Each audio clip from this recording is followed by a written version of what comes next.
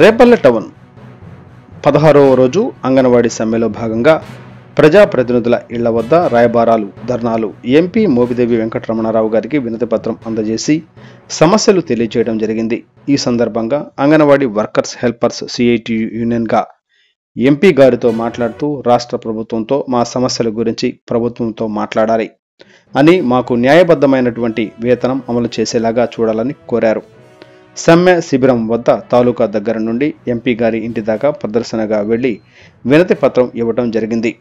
వినతి పత్రం తీసుకున్న అనంతరం మోపిదేవి వెంకటరమణారావు గారు మాట్లాడుతూ రాష్ట్ర ప్రభుత్వం సమస్యల పరిష్కారం కోసం అనేక మార్గాలు ఆలోచిస్తుంది. నేను కూడా ప్రభుత్వంతో ఉన్న పెద్దలతో ఈ సమస్య మీద మాట్లాడతానని, ప్రజలందరికీ సంక్షేమ పథకాలు ఇస్తున్నాం కావున మీకు కూడా పథకాలు అందేలాగా చూస్తానని, అంగన్వాడీ సమస్యల పరిష్కారం కోసం ప్రయత్నిస్తానని అన్నారు. అనంతరం రేపల్లె నియోజకవర్గానికి శాసనసభ్యులుగా ఉన్న అనగాని సత్యప్రసాద్ గారి కార్యాలయం వద్దకు చేరుకుని ఆయన కార్యాలయంలో సమస్యలపై ప్రభుత్వంతో మాట్లాడాలని ఆయన కార్యాలయ సిబ్బందికి వినతి పత్రం అందజేయడం జరిగింది. ఈ సందర్భంగా సిఐటియు బాపట్ల జిల్లా అధ్యక్షులు సిహెచ్ మణిలాల్ మాట్లాడుతూ ప్రభుత్వం చర్చలు పేరుతో పిలవటం, ఇంకా కొంత సమయం కావాలి వేతనాల కోసం అని అంగన్వాడీలను రెచ్చగొట్టడం, సమ్మె విరమించకపోతే గైర్హాజరు పేరుతో ప్రత్యామ్నాయాలు ఏర్పాట్లు చేస్తాము, జీతాలు కట్ చేస్తామంటూ బెదిరిస్తున్నారు.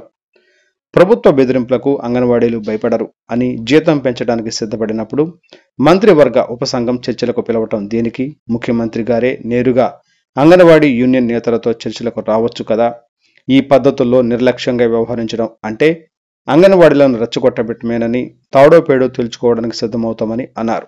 ఈ కార్యక్రమంలో AP anganwadi workers and helpers union CITU జిల్లా అధ్యక్షురాలు కె ఝాన్సీ, ప్రాజెక్టు కార్యదర్శి కె వాణి, వై మేరీమణి, నిర్మల జ్యోతి, జ్యోతి, శివలక్ష్మి, మల్లేశ్వరి, సంతోష కుమారి, చైతన్య, ఉష, ప్రజా సంఘాల నాయకులు KV Lakshmanarao, K Ramesh, K Ashirvadam పాల్గొన్నారు.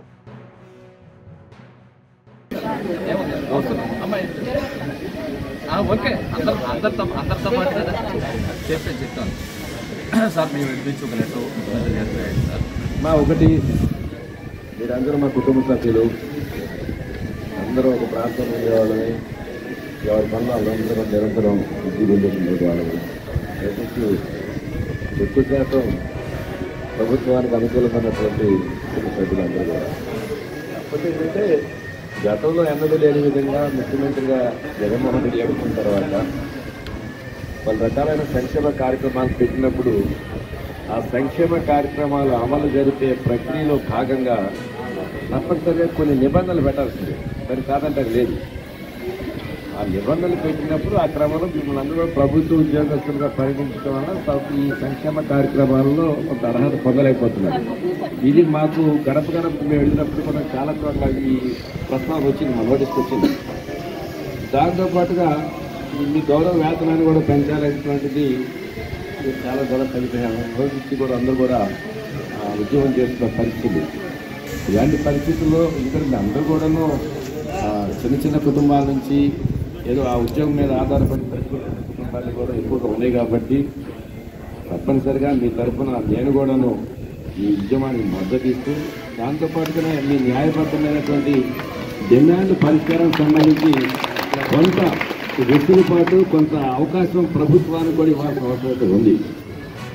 నేను ఈ 2-3 రోజుల పెద్దలతో కూడా మాట్లాడి మీ తరఫున నేను కూడాను ముఖ్యమంత్రి గారికి కవరింగ్ లెటర్ పెట్టి, అంటే మీ కష్టాలన్నీ మాకు కూడా తెలుసు కాబట్టి సానుకూలంగా మీకు మీ వైపు మీ ప్రభుత్వం నుంచి నిర్ణయం వచ్చే విషయంలో కానివ్వండి, ముఖ్యమంత్రి గారు సానుకూలంగా స్పందించే విషయంలో కానివ్వండి నా వంతు సహాయ సహకారాన్ని అందిస్తానని చెప్పి తెలియజేయడమే కాకుండా, రెండోది మీరు కూడా ఆలోచన చేయండి. గతంలో ఎన్నడూ ఏ ముఖ్యమంత్రి చేయలేని విధంగా అనేక రకాల సంక్షేమ కార్యక్రమాలు ప్రవేశపెట్టారు. మేము అంతకుముందు మాకు తెలియదు వాస్తవం చెప్పాలంటే. గడిచిన సంవత్సర కాలం మొత్తం మీద గడప గడపకి మన ప్రభుత్వం కార్యక్రమం భాగంగా ఏ ఇంటికి వెళ్ళినప్పుడు కూడా నాకు తెలిసి చాలా గ్రామాలలో మీ అంగన్వాడీ టీచర్స్గా ఉన్న వాళ్ళు కూడా సంక్షేమ కార్యక్రమాలు వస్తున్నాయి. నా దగ్గర ఆధారాలు ఉన్నాయి.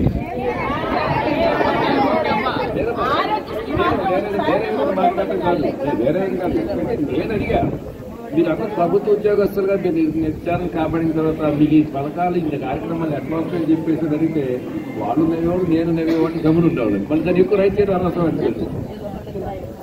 ఒకరిద్దరు ఒప్పుకున్నావుగా నువ్వు ఒకరిద్దరు ఒప్పుకున్నావా?